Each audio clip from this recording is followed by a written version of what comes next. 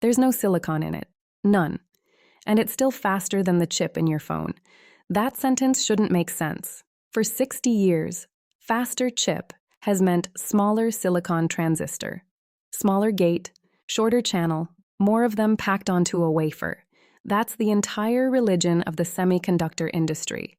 Moore's law, shrink the node, repeat. TSMC built an empire on being the best in the world at this one specific skill. So when a team in Beijing says they've built a transistor that beats TSMC's 3nm node by 40% on speed and 10% on power, using bismuth instead of silicon, the first reaction shouldn't be excitement. It should be suspicion. I had it too. Chinese state media has a long history of announcing world's first breakthroughs that quietly disappear a year later. So let's not do the thing where we just repeat the press release. Let's look at what's actually been published, who published it, and where the catch is. Because there's always a catch. Here's what's real. A team led by Peng Hailin, a chemistry professor at Peking University, built a transistor using bismuth oxyselenide, a two-dimensional material that's been sitting in physics papers for years, but never left the lab. They didn't just test the material.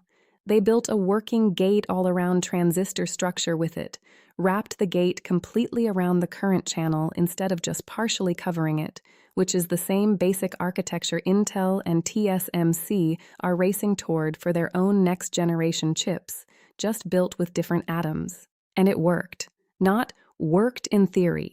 Worked in a functioning logic unit, benchmarked directly against Intel, TSMC, and Samsung's most advanced commercial designs. 40% faster, 10% less power. Published, not leaked, not rumored. The paper is in Nature. That's the stakes escalation part where I'm supposed to tell you why this matters to your life, so let's be direct about it. This is happening because of you, sort of, because of every country that isn't China. The reason Peng's team went looking for a silicon replacement in the first place is that Washington's export controls made the silicon route harder to walk. Sanctions were built to slow China down. Instead, they may have pushed a research team toward abandoning the racetrack silicon runs on entirely. I'm not ready to tell you this changes the chip war. Labs have beaten TSMC before and gone nowhere near a fab. But I am telling you that the assumption underneath every semiconductor sanction, that silicon is the only road worth blocking, just got a very specific, very well-documented crack in it. And crack is the right word, not collapse. Not yet. Stick with me, because the part that should worry Washington more than the transistor itself isn't in this paper at all. It's in what Peng said about why his team went looking for bismuth in the first place. Let's start with the mechanism, because 40% faster means nothing until you know what it's actually replacing. Every silicon transistor at the 3nm node uses something called a FinFET, a fin-shaped channel with a gate wrapped around 3 of its 4 sides. It's a clever design, and it's been the industry standard for a decade. But at 3nm, that 4th uncovered side becomes a real problem. Electrons leak. Current escapes where it shouldn't, and engineers spend enormous effort just controlling waste heat and stray charge instead of adding raw performance. Intel, TSMC, and Samsung all know this, which is why they're each racing toward gate-all-around designs, wrapping the gate around all 4 sides of the channel instead of 3 to seal that leak completely. Peng's team didn't invent that idea. Gate-all-around is already the industry's own next move.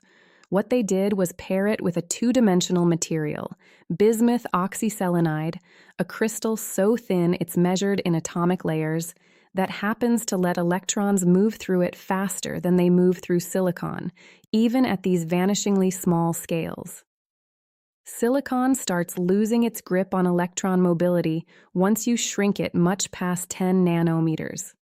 Bi2O2Se doesn't have that problem, because unlike silicon, it was never a 3-dimensional material fighting to become 2-dimensional. It already is. That's the mechanism. Not China copied a Western design. China took a design the whole industry already agreed was the future and ran it on a material silicon-based manufacturing was never built to use. Remember Peng's line from the opening about sanctions forcing a fresh perspective? Here's where it actually lands. TSMC, Intel, and Samsung didn't go looking for bismuth because they didn't need to. They had the best silicon supply chains on Earth, decades of tooling, trillions of dollars of fabrication infrastructure built around one material. Why would they gamble on an unproven 2D crystal when the silicon roadmap still had headroom? Peking's team didn't have that luxury. Cut off from the most advanced lithography tools by export controls since 2022, they had every incentive to ask a question nobody with a working silicon pipeline had reason to ask. What if the material itself is the bottleneck, not just the manufacturing? There's a name for this in innovation research. It's called a forcing function. Constraints don't just slow people down. Sometimes they redirect them entirely, off the path everyone else is optimizing, onto one nobody else bothered to walk. Bismuth oxyselenide sat in physics journals for the better part of a decade, studied, understood, and basically ignored by industry, because industry had no reason to leave silicon. I want to be careful here, because it would be easy to turn this into a straight morality tale. Sanctions backfire, China wins. That's not quite it either. This transistor is a single working device in a lab, not a production line. And that gap between we built one that works and we can make 1 billion of them reliably is where almost every materials breakthrough in chip history has quietly died. That gap is exactly where we're headed next. Here's the reversal, and it's an important one. Building one transistor that beats TSMC is nothing like building a chip that beats TSMC. A modern 3nm processor doesn't have one transistor. It has tens of billions of them, packed onto a single piece of silicon, manufactured with defect rates low enough that a chip with 30 billion components still works reliably the first time you power it on.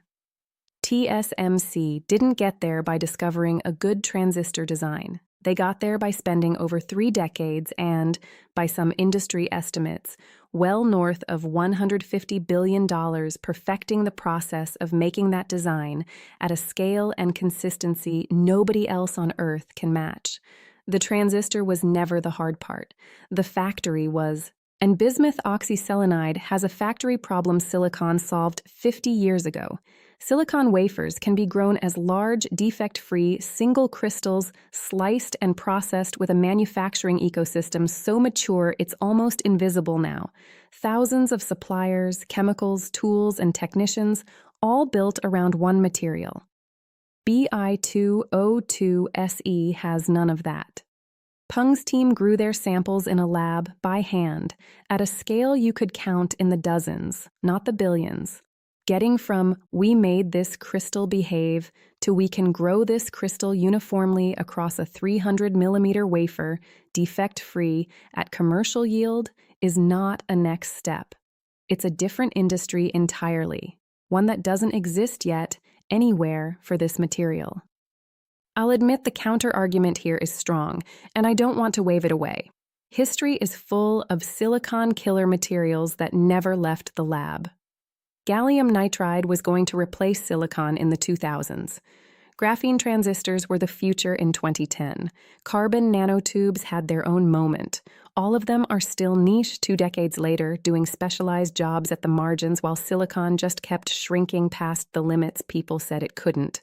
Betting against silicon's manufacturing base has been a losing bet for half a century. But here's what makes this one slightly different, and it's worth sitting with for a second. This isn't a university press release chasing headlines. It's a peer-reviewed paper in Nature, one of the 2 or 3 most rigorously scrutinized journals in the world, describing a working device benchmarked directly against named commercial competitors. That doesn't guarantee manufacturability. It does mean the physics has cleared a bar most breakthrough chip stories never even approach. So where does that leave the sanctions question? Somewhere uncomfortable, honestly. Export controls on lithography equipment were built on an assumption that if you deny a country the tools to make smaller silicon, you deny them the next generation of chips, period.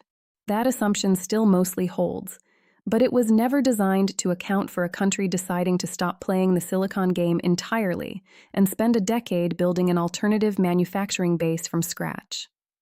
Nobody wrote sanctions policy around that scenario because nobody expected a G20 economy to seriously attempt it. Whether Peking can actually build that alternative base is the only question that matters now, and it's not one this paper answers.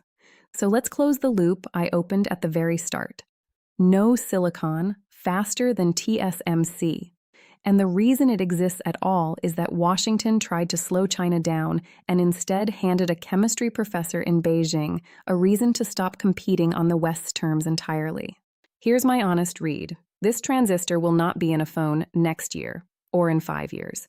The gap between a working lab device and a commercial fab is the same gap that swallowed gallium nitride, graphene, and carbon nanotubes before it. And betting against silicon's manufacturing base has been the correct bet for 50 straight years. I'm not throwing that history out because one paper cleared peer review at Nature, but I don't think the transistor is actually the story. The story is what it represents. A research culture that got locked out of the world's best silicon tools and responded by asking whether silicon was even the right question. That's a much harder thing to sanction than a lithography machine. You can restrict exports of EUV equipment. You cannot restrict a chemistry department's curiosity about bismuth. Here's my prediction, and I'll stake something on it. Within 3 to 5 years, we'll see a second and third research group, likely including at least one outside China, publish competing 2D transistor architectures because Peng's paper just proved the approach clears a real scientific bar, not just a propaganda one. The race to build the manufacturing base around it, though, will take a decade minimum, and it's genuinely an open question whether China gets there first or whether this ends up licensed out, copied, or quietly overtaken by a Western lab with more fabrication money and less urgency. Sanctions were built to protect a monopoly on how chips get faster. Nobody accounted for someone deciding to change what chip even means. I'll leave you with this. TSMC spent 30 years and over $100 billion perfecting one material. Peking just spent one paper daring everyone to ask why. If you want the next one the moment it drops, you know where to find me.